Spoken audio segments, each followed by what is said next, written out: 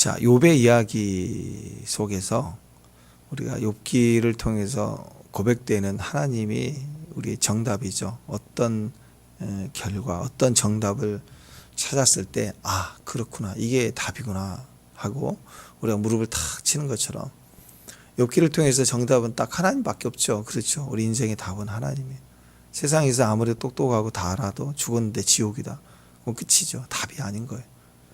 답을 모르고 헤매고 다녔는데 우연히 야곱이 도망가다 한적한 곳에 이르렀을 때 돌베개 베고 잤는데 거기 베델이잖아요. 그렇죠? 거기 알고 갔겠어요? 거기 나중에 베델이 될지 알고 갔겠냐?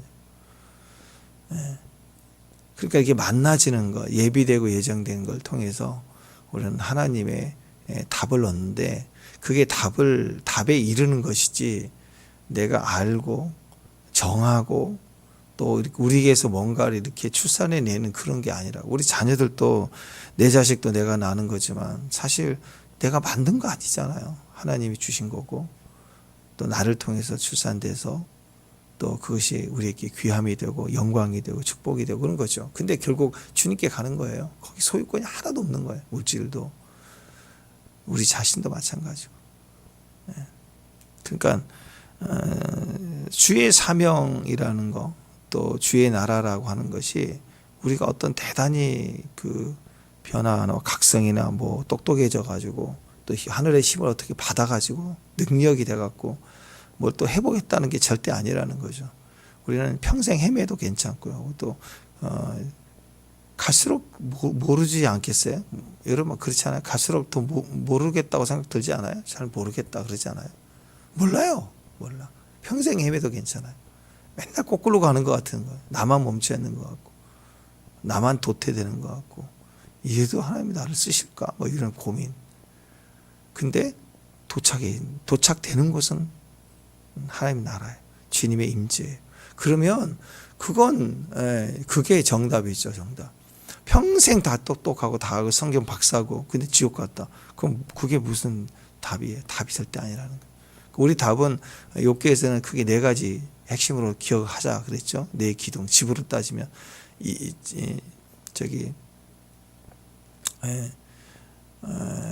차원으로 볼 때 기둥은 야킨과 보아스처럼 딱 두 개로 보이지만 사실은 3차원으로 보면 교회 건물을 딱 볼 때 네 기둥이 있어야 되잖아요. 네 기둥처럼 딱 입체적으로 생각한다. 그건 전능, 하나님 전지하신 전능하심, 하나님 모든 걸 시작하셨다. 이 삶 나도 잘 몰라요. 근데 하나님이 시작하신 거예요. 아멘. 그리고 그분이 나를 아신다. 이 상황도 아신다. 이게 전지전능. 근데 그분이 나를 자녀 삼아 주셨다. 얼마나 감사해요. 또 직접적으로 가깝잖아. 자녀 삼아 주셨다. 사랑이시다. 그리고 그분은 공의, 사랑과 공의, 그분은 말씀 반드시 이루신다. 내 억울함이 풀린다. 공의. 이게 요한계시록까지 딱 이게 내 안에 기둥처럼 딱 잡혀 있어야 돼요. 창세기로 시작해서. 그래서 이 모든 것이 내 안에 뿌리를 딱 내리고 있는데, 그래서 가만히 생각해 보면 고난 속에 나라 하시는 거예요. 이거 시작하신 분 하나님이에요. 이런 고백들이 욥의 고난을 통해서 고백돼서 나오는 것처럼 우리 안에서도 거기서 아멘 그렇습니다 하고 나가져야 되는데, 결국 이 고난을 통해서 내가 어렵다는 거, 내가 죄가 있어서 그런 거 아니라는 거, 이걸 막 수도 없이 답변하고 이렇게 가지만 결국 그게 목적이겠냐는 거죠. 그게 아니죠. 이 고난을 허락하실 때 하나님 우리에게 그것을 허용하시고 허락하실 때 주신 목적이 있을 거라고, 하나님 뜻이 있을 거라고요. 하나님 그걸 이루어 가시는 거예요. 우리 인생에 있어서 하나님 우리 뜻을 이루어 가신다. 나를 통해서 하나님 뜻을 이루어 가신다. 이것을 우리가 전문 용어로 사명이라고 합니다. 사명. 그죠? 사명자. 그냥 열심히 해서 신학하고 뭐 선교사 되고 뭐 그게 사명이 아니라 그 직분이에요, 직분. 우리가 권사님 직분 받고 장로님 직분 받고 하는 것처럼 직분이라고, 직분. 목사 안수 받고 직분이라고요. 사명이 아니에요. 그 무서운 거예요. 한번 생각해 보세요. 여러분 어떤 분이 교회 왔는데 나는 우리 교회 장로가 될 거야. 이게 사명이라 그러면 그 무섭지 않아요? 장로 돼서 뭐 하게요? 교회 막 쪼개고 희적 쓰려고? 똑같잖아요. 너 사명이 뭐니? 나는 목사가 된 거야. 난 선교사가 될 거야. 그게 은근히 이렇게 인정해 줄 것 같은데 가만히 생각해 보면 아직 이제 아이들이 대통령 될 거예요 그런 것처럼, 나 장군 될 거예요 그런 것처럼, 그런 마음일 뿐이지 그걸 진짜로 생각한다면, 그런 마음으로 신학교 왔다 그러면 조금 생각해 봐야 돼요. 무서운 거예요. 너 목사 돼서 뭐 하게? 막 휘젓고 다니려고, 망가뜨리려고, 그럴 수밖에 없잖아요. 그죠? 그러니까 그건 직분인 거예요. 직분. 직분과 상관없이 여러분 라면은 그릇과 상관없이 접시에 담길 수도 있고 국그릇에도 담길 수도 있고 그잖아요. 어디나 담길 수 있는 거 아니에요? 라면이 바뀌나요? 소금이 어딜 들어가도 소금 맛을 잃어버린 게 아니잖아요. 직분과 상관없어요. 목사의 직분을 하든 안 하든 교회 사역을 하든 안 하든 사명이 있다고. 사명. 나를 향한 하나님 뜻. 또 우리 권사님 직분, 우리 안수 집사님 직분, 그 직분에 합당한 사명들이 있다고. 그거 하라고 직분을 준 거죠. 그래서 우리의 사명이 너무 중요한 거예요. 사명. 엄마, 아빠, 집에서 이것이 직분이고 목적이 되면 꼭 애들도 그렇고 이상해질 수 있죠. 그게 목적이 아니고 직분입니다. 직분. 맡겨주심. 엄마로서의 권한, 아빠로서의 권한, 직분, 은사, 그게 있잖아요. 거기에 합당할 때 가장 아름다운 거예요. 가정에서도 엄마가 아빠를 대신해 버리고, 아빠가 또 엄마같이만 있고, 그러면 안 되죠. 그 뜻이 있고, 비전이 있고, 사명이 있는 거죠. 그걸 할 때 제일 예쁜 거예요. 가장 아름다운 거죠. 그래서 자기 위치가 있죠. 물고기가 물을 떠나면 죽는다. 그 소리가 그거 아니에요. 물고기는 물에 있을 때 가장 아름답고 예쁜 거죠. 또 소가 물속에 뛰어들면 죽는 거지 뭐, 안 그래요? 그래서 자기 위치의 모습이 가장 귀하고 아름다운 것입니다. 그래서 우리가 이러한 것들을 생각할 때 답이 뭐냐? 나를 알아주시고 하나님이 깨닫게 해주시고도 중요한데, 결국 하나님이 우리를 향한 약속의 말씀을 반드시 이루신다. 하나님 정의, 사랑과 공의 하나님이시다. 이걸 믿는다면 우리 삶은 왜 지금 살아가느냐, 왜 이 고난이 오느냐, 다 사명이 있는 거예요. 사명. 그냥 괜히 한번 시작하신 게 아니고 욥에게 하나님의 사명이 있다고요. 사명. 단순히 성숙하는 것만이 사명이 아니라, 신부라고 할 때, 우리가 신부의 영성을 가진다고 할 때 그것은 우리 안에 정결한 신부가 되고 영광스러운 신부가 되고 더 성숙한 신부가 되고 아픔과 고난과 상황을 다 이겨낸 그런 정결한 신부가 되고 이렇게 나올 수 있는 건 신부 자체가 아니잖아요. 그렇죠? 결혼식을 위해서 신부 난장을 하는 거잖아요. 결혼식이라는 목적이 있잖아요. 그냥 신부 운동만, 신부 수업만 받고 있다. 그러면 좀 그렇죠. 우리가 영적 성숙도 중요해요. 우리는 불교에서 얘기하는 돛 닦고 막 스스로 뭘 성숙하고 성찰하기 위해서 사는 사람들이 아니에요. 신부로 되어지는 과정에서 말씀에 비춰서 우리를 정결하게 하고 구별되게 하는 것이지, 그냥 내 존재를 닦고 이쁘게 하고 피부 운동하고 그런 거 아니라고요. 목적, 결혼식, 하나님 어린 양 혼인잔치에 가기 위해서 우리가 이런 변화와 성숙이 필요한 것이지, 변화 자체를 위해서 성경 보고 노력하는 게 아니라고. 그러니까 돌 김용욱 씨 같은 사람은 자기 그 철학 사상을 완성하기 위해서 동양 사상, 또 철학, 서양 철학, 핵심이 기독교니까 헬라 철학 자기는 또 습득했고 동양 철학 습득했으니까 이제 성경의 철학 사상을 완성하기 위해서 그걸 끌어들인 거예요. 성경 신학 공부를 했는데 그렇게 해서 신학을 하면 무슨 소용이 있겠어요? 아무것도 아닌 거죠. 자, 그래서 우리는 이 사명을 조금 더 이제 욥기의 후반에 오면서 이 질문과 답변 속에 욥이 찾아가야 되는 방향이 사명입니다. 사명. 여러분, 하나님의 말씀이 들어오면 그 말씀이 우리 안에서 우리 믿음을 지키고 우리 구별되게 하고 우리를 성장하게 하는데, 그렇게 구별되고 거룩한 신부가 되고 성장하게 되면 그 말씀은 우리를 부르심으로 이끌어가요. 축복합니다. 그 말씀을 따라가는 자리가 예배잖아요. 예배. 그리고 그 말씀대로 이루어지기를 바랍니다. 기도고 기도자. 그게 충분히 우리 안에서 회복이 되고 현재 내가 예배로 서게 되면, 그러면 미래적으로는 선교사로 가야 돼요. 우리의 삶이 선교의 지상명령, 그 선교의 모습이 꼭 선교사의 모습만이 아니라 지상까지 감당해야 될 사명이 있다라는 거죠. 우리 안에. 그래서 돈도 그렇잖아요. 내 안에 어릴 거 빚지고 그러다가 돈이 이제 100만 원, 1000만 원, 1억 이렇게 생기면 빚을 갚죠. 약함을 이기는 거예요. 기도 같은 거예요. 그리고 그게 또 여유가 생기면 현재를 풍요롭게 하고 현재 presence of God, 하나님 임재를 만나 섬기는 예배, 현재를 부여하고 풍성하게 해요. 그 다음에 그 돈이 이제는 30억이 아니라 300억이 되고 100단위가 1000단위로 넘어간다. 그것은 사명이에요. 그 돈은 사명이라고. 그걸 계속 예배로 가다 놓으면 안 돼. 내 안에 만족, 하나님과 나의 만족으로만 계속 가다 두면 안 돼요. 어느 분량 이상은 아무리 부자가 돼도 하루에 뭐 100끼씩 밥을 먹겠어요? 자기는 딱 일이라고. 가난해도 부자도 밥 한 끼 먹는다고요. 나머지는 다 사명이에요. 사명. 힘도 능력도 시간도 다 사명.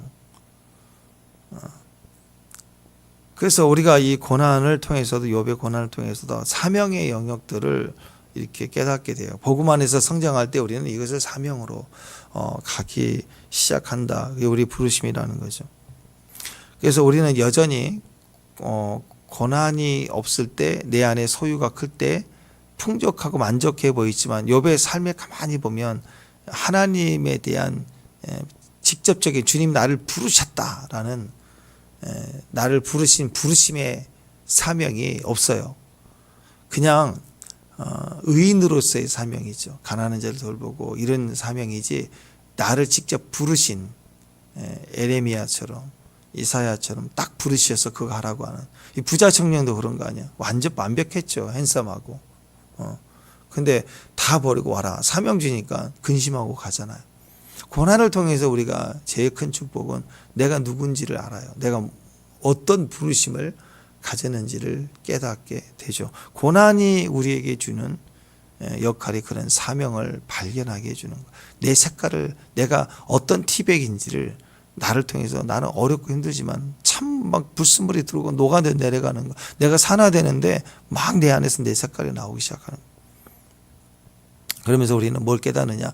아, 내가 소유가 있고 없고 상관없이 내가 아무것도 없어도 은혜로 변함없이 하나님을 섬길 수 있는 거구나. 예, 없을 때 진짜예요. 은혜로 변함없이 섬기게 되는구나. 그걸 깨닫는 거예요. 독일 그 2차 세계대전이 히틀러 시대, 히틀러 체제에 거세게 저항했던 우리가 그 보네프 목사님 아시잖아요. 미국에서 잘 먹고 잘 살고 훌륭한 교수로 석학이니까. 근데 자기 민족을 위해서 돌아오잖아요. 저항하다가 고통스럽게 감옥에 가고 막 고문당하고, 그 보네프 목사님 글들 보면 기가 막힙니다. 근데 그분 말고요, 그 카즈 뭉크라고 하는, 이분은 덴마크 교회 목사님인데 그분도 히틀러에게 강력하게 저항을 했던 그런 분입니다. 근데 그분이 1994년 갑자기 끌려가 가지고 사살당해요. 밤에 개처럼 끌려가서 그냥 총으로 쏴서 사살을 당하죠. 그러니까 이분의 그 글들을 보면요, 이렇게 나와서 좀 들어보세요. 오늘날 설교자들의 직무는 무엇인가? 믿음, 소망, 사랑을 전하는 것일까? 멋지고 아름다운 말이기는 하다. 그러나 나는 용기라고 말하고 싶다. 오늘날 교회가 잃어버리는 것이 뭘까? 오늘날 우리 교회는 거룩한 분노를 잃어버렸다. 기독교인들은 선하게 살아야만 하지만 불의에 대해서 분노하지 못하면 진리를 포기하는 것이다. 하나님은 세상의 불의를 보면 분노하시는데 우리가 분노하지 않는다면 하나님을 안 믿는 것이다. 그래서 이분은 그 불의와 어둠에 대한 저항이 신앙이라고, 사명에 대한 것들을 얘기를 했어요. 마지막 때 교회가 가져야 될 게 거룩한 분노죠. 막 화내는 게 아니라, 성질 내라는 게 아니라, 내가 옳다라는 것을 증명해 내라는 게 아니라, 하나님 말씀이 아닌 것은 아니다라고 정확하게 얘기할 수 있어야 된다는 거죠. 오랫동안 그럼 교회의 상징이 뭐예요? 사자, 어린 양, 뭐 그런 거잖아. 그죠? 또 비둘기, 물고기. 그러니까 이분이 그 얘기를 한 거예요. 오랫동안 교회의 상징은 사자, 양, 비둘기, 물고기였다. 하지만 한 번도 카멜레온이 아니었다. 근데 교회는 맨날 정치 체제의 상황에 따라 이 모양으로 요 색깔 내고 저 색깔 내고 바뀌는 거예요. 예배 갱신이라고 할 때 열린 예배를 드린다. 뭐 예배에 여러 가지 그 스타일을 도입하고 변화가 된다 할 때 그게 다양성이고 하나님을 찬양하는데 모든 수단이 모든 것을 모든 방법을 통해서 예배할 수 있다라고 하는 차원이지 자꾸 세상이 좋아하는 기회로 바꾸려고 한다고요. 정체성이 없는 거예요. 예배에 대한 정체성이 없는 거예요. 그냥 바뀌는 거예요. 요즘 이렇게 해야 요즘 대부분 나오는 거예요. 소위 말해서 유튜브 각이라고 하는데 설교 짧아야 돼요. 빨리 말해야 돼요. 설교 점점 줄여서 지금 뭐 2분으로 4분으로 줄여야 되는데 뭐 그쵸. 다 유행을 따라가요. 그렇게. 교회는 이렇게 바꿔야 돼. 저렇게 해야 돼. 저렇게 하면 안 돼. 뭘 바꿔야 돼. 그게 카멜레온이에요. 카멜레온. 쫓아가는 거예요. 시세, 시국이 맞춰가는 거예요. 요즘 그렇게 하면 안 온다고 젊은이들을. 고민해 봐야 돼요. 교회는 사람을 더 모이게 하기 위해서 노력하고 애쓰는 게 아니라 어떻게 해서든 하나님이 더 계시게 하도록 하나님의 임재가 더 계시는 분위기를 만드는 게 사실은 거기 고민을 해야 돼요. 왜 오늘날 교회들이 이렇게 노인들 뺏기고 청년들이 안 오고 그럴까? 아, 청년들이 싫어하게 한다. 그게 아니라고요. 우리는 왜 하나님이 더 우리 안에 계시지 않을까? 그 중에 하나가 달라져 가고 변해져 가는 과정 속에 우리는 카멜레온이 되면 안 돼요. 신앙이 자꾸 이렇게 바뀌고 저렇게 바뀌면 안 돼요. 꾸준히 믿는 믿음의 고백을 해 가야 되는 거죠. 오늘 그 욥이 고백이 그거 아니에요. 나는 카멜레온이 아니다. 나는 변함없다. 어떤 상황이어도 나는 변함없다. 그 길을 가리라. 사명에 대한 것들을 다시 붙들고 가고 있다라는 거죠. 다니엘 그랬잖아요. 뜻을 정하였다. 유명한 말이잖아요. 뜻을 정하였다. 나는 살아남기 위해서가 아니에요. 살아남기 위해서는 얼마든지 다 타협했죠. 다니엘 세 친구도 마찬가지로 살아남기 위해서는 그렇게 하면 막 죽기 위해서 난리친 거죠. 그죠? 근데 하나님의 말씀에 뜻을 정해서 쭉 그쪽으로 갔어요. 그쪽으로. 나를 감시하고 있는 줄 알면서도 그렇죠. 인간 CCTV가 돼 있는 줄 알면서도 창문 열고 감사하게 됐어요. 하나님의 뜻을 하나님께 뜻을 정한 인생 거기에 변장하지 않았어요. 변색하지 않았다고. 색깔 내려고 하지 않았다고요. 살아남기 위해서 메뚜기처럼 뛰어다니지 않았다고요. 그냥 그 길 가는 거예요. 어떤 일이 있어도 새벽. 아멘.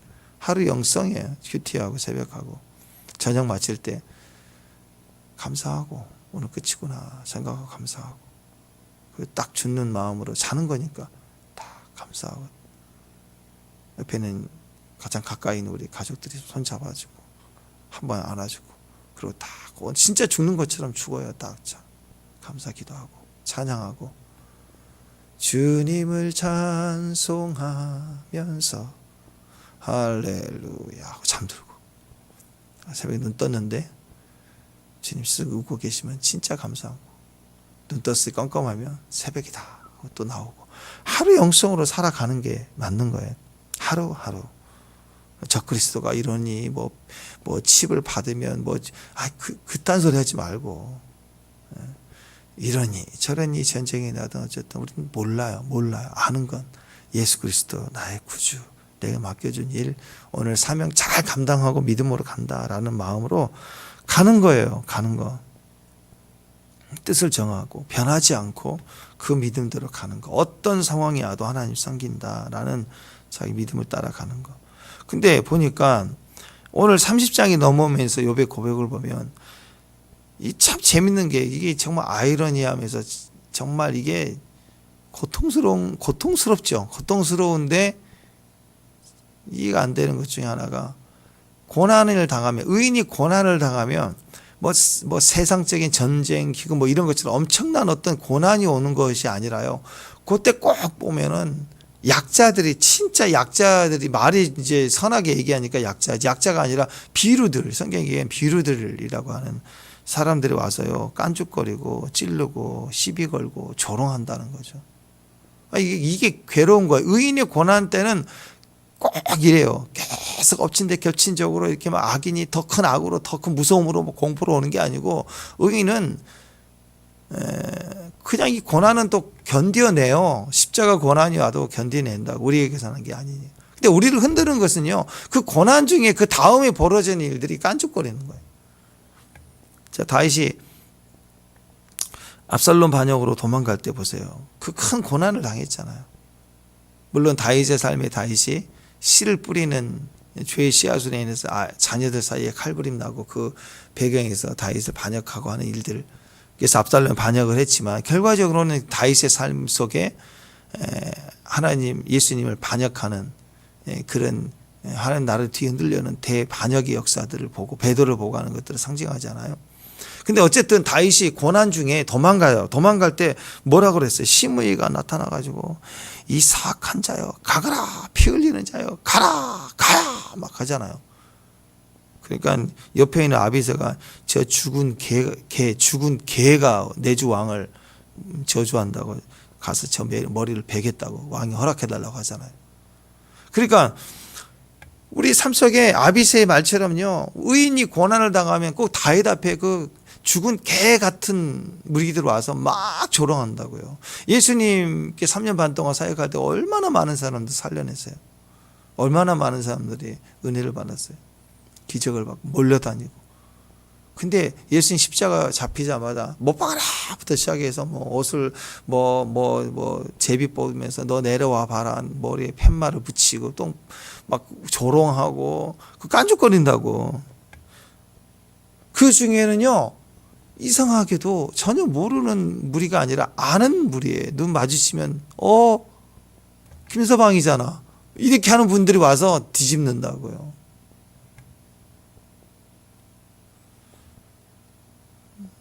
여러분, 고난당할 때요, 왜 하나님은 의인이 고난당할 때 이런 비루들을 통해서 조롱하게 하시는가? 이거 하나님 또 허락하시는 거예요. 오늘 그거예요. 왜냐하면 하나님은 사람을 통해서 일을 하시기 때문에. 사람을 통해서 일하시기 때문에. 자, 보세요. 그때 그 사람이 누구냐? 예배자. 하나님 이 땅을 누구를 통해서 일하시냐? 그 비를 통해 일하신다는 거 아니에요? 도구일 뿐이에요. 하나님은 이 땅에 하나님 나라를 세우시고 하나님이 다스리시는 하나님의 방법은 하나님의 사람. 욥을 하나님 사람 만들려고, 의인을 그냥 말씀에 대한 의롭게 사는, 정의롭게 사는, 착하게 사는 의인을 하나님을 섬기는 사람으로, 의인으로, 사명자로 하나님이 세우기 위해서 최후적으로는 이 온갖 비유들의 조롱을 받게 하시는 거예요. 다듬는 거죠. 여러분, 작품을 만들 때 큰 바위를, 그 다윗의 상을 만들 때, 미켈란젤로가 막 갈 때 처음에는 굵직굵직한 정으로 때리지만 그 모양이 코, 눈 이렇게 주름살까지 조각하려면 이 망치와 정을 세밀하고 작은 걸로 깨지지 않을 만큼 차차차차 치면서 깎는 거 아니에요?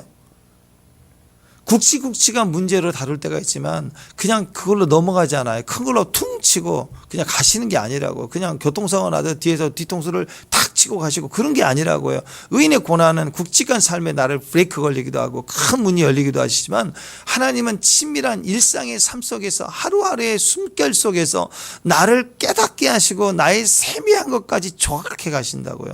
그래서 세미한 음성으로 깨닫게 하고 감동을 주시면서 하나님은 계속해서 나를 만들어 가시는 거예요.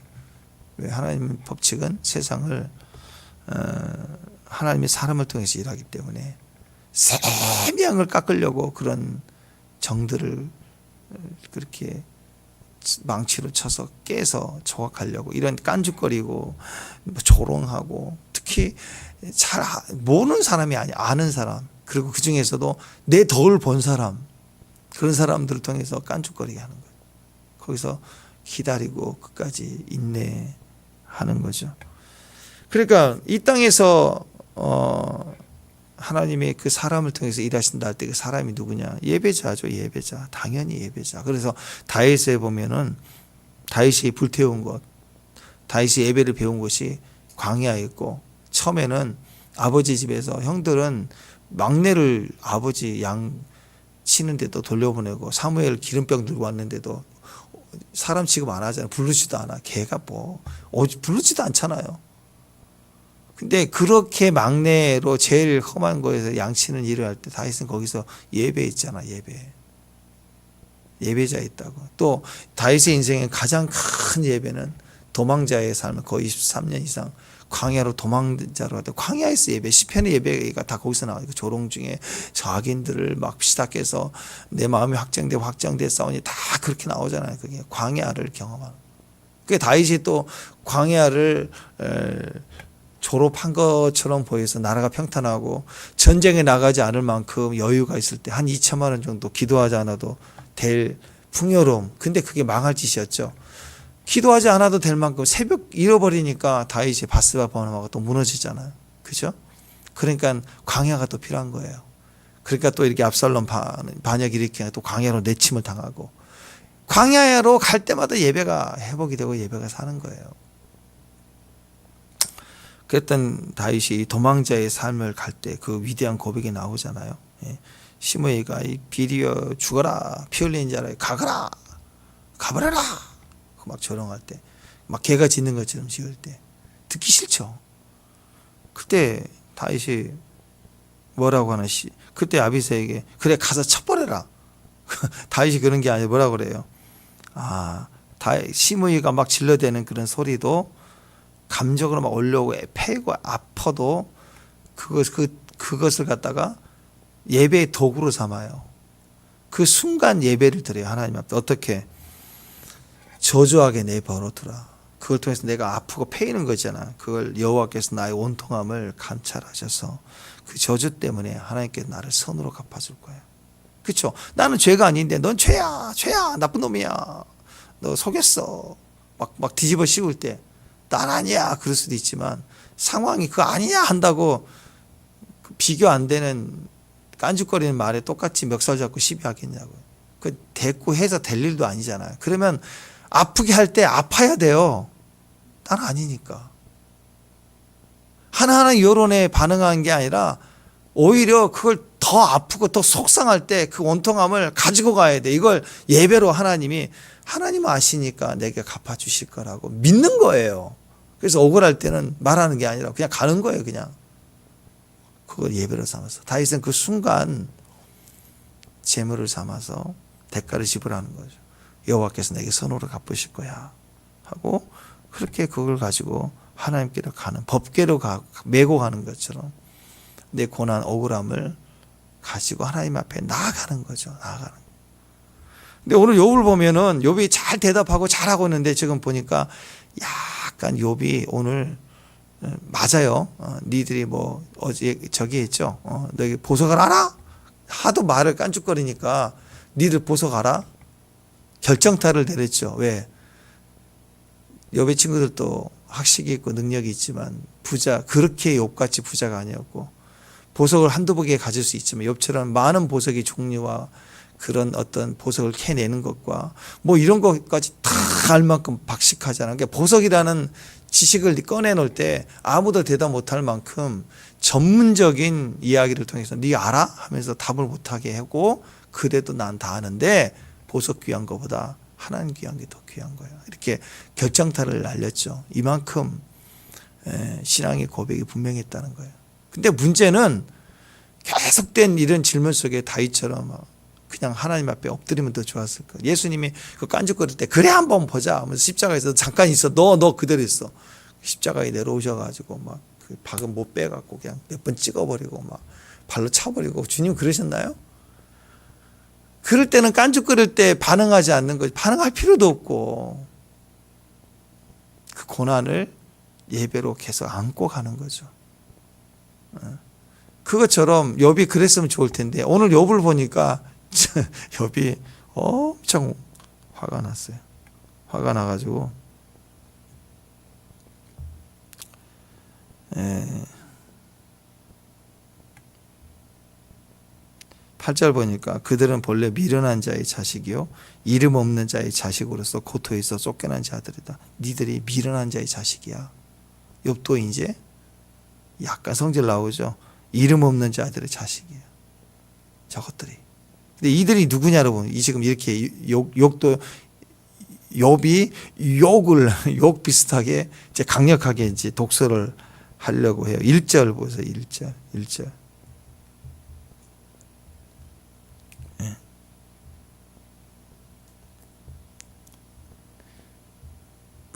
자, 읽어보세요. 자, 시작.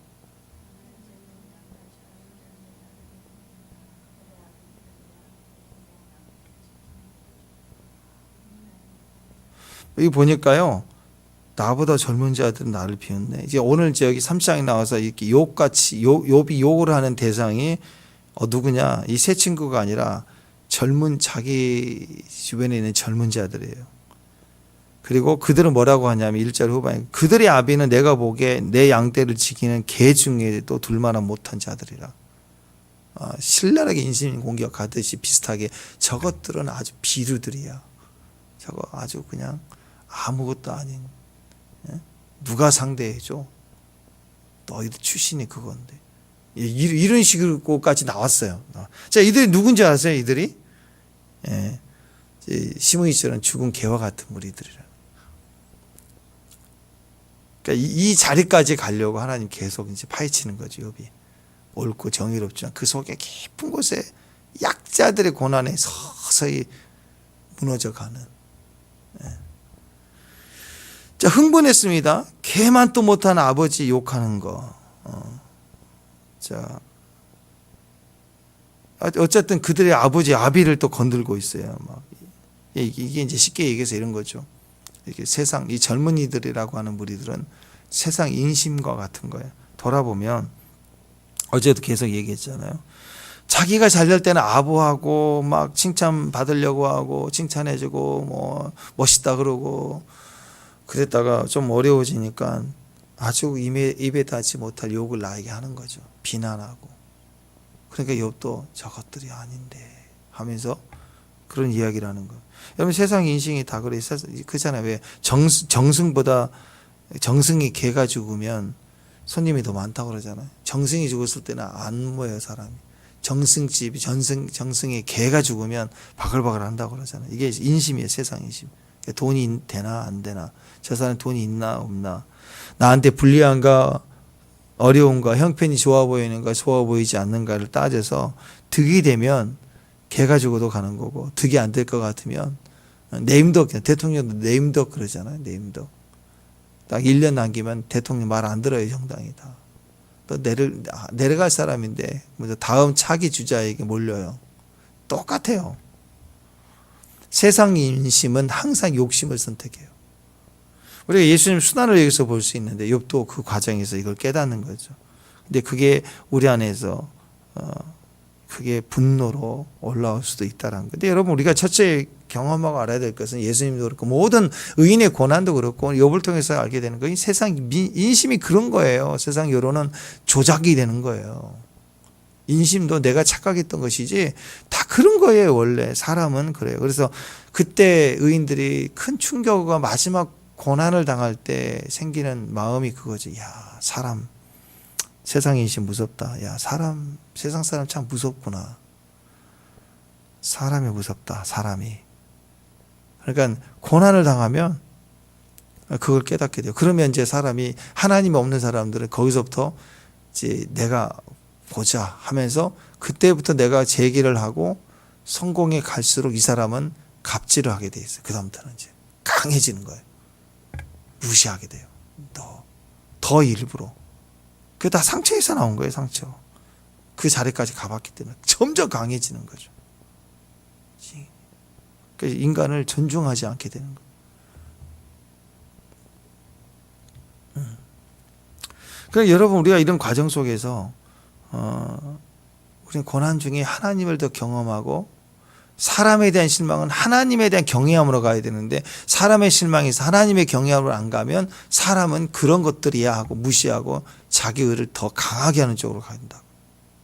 근데 우리는 하나님을 더 그래 세상에 대한 실망, 친구에 대한 실망은 하나님에 대한 절대적 의지로 나가게 되거든요. 그런 게 우리 안에서 믿음이라는 9절 10절. 자, 9절 10절 읽습니다. 9절 10절 시작. 이제는 그들이 나를 노래로 조롱하며 내가 그들의 놀림거리가 되었으며 그들은 나를 미워해도 멀리하고 서슴지 않고 내 얼굴에 침을 뱉는도다. 이들 다 처음에 욥에게 도움을 받았던 사람들 다 젊은이들이라고. 한 말씀만 해주세요 하고 존경한다고 얘기했던 사람들. 지금 조롱하고 침뱉고. 그러니까 그들에 대한 분노가 올라오는 거예요. 이제. 그래서 그들의 아비가 이러니 그런 얘기를 하고 그들의 그들은 미련한 자의 자식이야. 막 이렇게 또 얘기하고 그게 점점점 그런 부분이 올라온다라는 거죠. 도와줬던 사람이 오히려 나를 공격하고 내 존재를 막 거부하고 요즘 말로 그러면 그냥 손절하고 나하고 분명히 아는데 나 그 사람 몰라라고 했다라고 하는 얘기 들리고 이러면 나를 손절하네.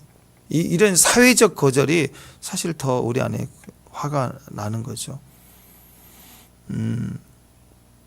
우리가 어떤 그 훌륭한 인격을 가졌다고 할 때요. 그것은 태어날 때부터 가진 그 사람 인격을 그냥 두면 그렇게 되는 게 아닙니다. 인격을 가졌다는 것은요. 그분은 그 인격을 배운 거예요. 살아오면서 그 인격을 본받고 배우고 내재화되고 소속하게 하는 거예요. 그래서 자기가 자기 인격이 되는 거예요. 여러분 사람 인격 우스워요. 가만히 두면요. 짐승이 나오게 돼요. 그냥 두면 인격은 그냥 다른 사람처럼 행동한다. 인격이 나오기 전까지 몰라요. 오죽하면 다중 인격이 있잖아요. 상처로 인해서 다른 인격이 들어오고 인격이 막 움직이기 시작한다고. 자극만 오면 거기 스위치 하나 눌러버리면 그 단어 하나 말하면 싹 뒤집어져 버리는 거예요. 다른 인격이 돼버리는 거예요. 마찬가지입니다. 우리가 예수님을 닮았다. 예수님의 인격이다 그럴 때는 그게 일체화죠. 동일시한다. 성경이 동일시한다 하는데 하나님의 말씀이 내 안에서 배워지는 거예요. 하나님의 말씀을 듣고 그 말씀 내게 소속감이 되고 내가 동일시할 때 어느 순간 예수님의 인격이 내 안에 내 인격으로 나오는 거예요. 우리가 상처로 인해서 내가 상처를 내게 줬던 사람의 분노와 그 이해되지 못한 그 상황에 대한 내 안에 판단이 내 쓴뿌리로 남아 있으면 이상하게 나라는 사람을 통로로 그 못된 사람의 인격이 나와요. 묻혀 있어요. 그래서 용서라는 거죠. 평소에는 몰라요. 그런데 자극이 오면 그 행동이 나온다고요. 똑같아요. 우리 안에 자극이 된 예수님의 말씀과 확신과 내가 눈물로 깨지고 또 씻어내고 주님을 닮고 예수 닮아가기 시작하면 닮아간다. 동일시하기 시작하면 어느 순간 예수님의 인격이 그때 우리 안에서 나온다는 거예요. 그때 우리는 주님과 같이 그 일을 한다는 거예요. 여러분 그래서 우리는요 주님에 대한 이 동일시되는 마음을 갖는 거 그게 약속이잖아요. 약속의 말씀을 내가 받아들이고 품을 때 거기서 동일시할 때 그 예수님 말씀에 대한 그 동일시되는 과정을 통해서 예수님이 우리 안에서 우리의 인격으로 출산해 나오는 거고 능력으로 출산해 나오는 거고 사명으로 출산해 나오는 거죠. 왜 과정에서 하나님은 그걸 출산해내고 싶은 과정으로 지금 가고 계시는 거예요, 점점. 근데 여기서 이제 우리가 인간적으로 보면, 저 되지도 않는 저 사람들, 배신, 이거에 대한 아픔으로만 간다면 우리는 내 생각이 출산해 나오는 거지. 고난 중에 예수님이 우리 안에서 동일시된 것이 그 말씀이 약속이 출산돼 나오는 것이 아니다라는 거죠. 인간은 이제 그럴 때가 많아요. 자, 여러분, 그래서 우리는 우리 안에서 이게 나오게 하는 그 최고의 마음이 그래서 예수님의 말씀을 이 고난 중에 사람들이 약자들이 내게 도움을 받았던 자들의 배신과 조롱의 소리를 들을 때 철저히 이때 내 안에 하나님 말씀으로 동일시해야 돼요. 이 사람들이 막 외쳐대는 말 소리에 동일시하면 동일하게 분노를 엮이고 똑같이 우리는 거기에 더 똑같이 묶여가 버리는 거죠. 그 인격이 돼버리는 거예요. 사람은 피조물이기 때문에요. 자기 스스로 뭘 할 수 있는 존재가 아닙니다. 그래서 뭔가를 해내는 능력이 있다고 할 때 그 사람의 능력인가 아니에요. 태어날 때부터 그런 능력 갖고 있는 사람은 어디가 있어요. 배운 거예요. 끊임없이 배웠기 때문에 그렇게 욕도 배우니까 들었기 태어날 때부터 욕하는 사람은 어디가 있어요. 그 욕을 끊임없이 배우는 환경에 거하고 욕을 하면 욕쟁이가 되는 거고 뭔가 실력이 있는 것도 배웠기 때문에 실력이 있는 거죠. 마찬가지입니다. 우리가 하나님의 말씀을 동일시하고 품어낼 때 우리는 우리 안에 인격이 아니라 하나님의 인격이 나오게 되고 하나님의 사명도 나오게 되는 것입니다. 그러니까 정말 힘들 때가 있죠. 고난이 있는 게 아니라 고난 속에 내게 도움받았던 자들로 인한 배신, 깐죽거림 이럴 때 우리는 거기에 내 존재를 동일시하면 안 돼요. 난 그런 사람 아닌 거예요. 축복합니다. 아멘. 나는 오직 하나님께 속한 자이다 하고 그 시기의 최후의 마지막 돌파는 하나님의 말씀에 딱 붙들고 지나가야 될 거예요. 예수님 닮아가는 거예요. 가장 깊은 것까지 정교한 것까지 깎아내려져 가고 완성되어져 가는 시기라는 거죠. 그런 믿음 안에 우리 주님 앞에 계속 믿음으로 나갈 수 있는 동일시되는 축복의 자리에 서 있는 저와 여러분 되시길 바랍니다. 기도하겠습니다. 하나님 우리에게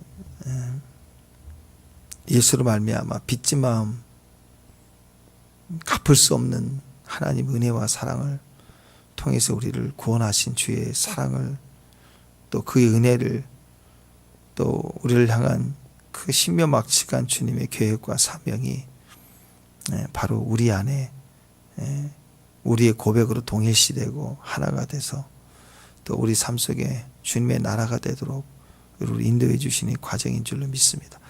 하나님 주님을 철저히 의지하고 나아갈 때 어떤 고난과 조롱의 상황에도 하나님의 말씀으로만 저희를 품어내고 그 말씀에 동일시해서 주의 마음을 품고 나갈 때 오늘도 주의 종들을 치료해 주시고 자유케 해 주시고 강하게 하시고 그 사명과 그 예비된 뜻을 출산해내는 하나님의 자리가 되는 사람들 될 수 있도록 그런 교회, 그런 가정, 그런 기업이 될 수 있도록 우리 하나님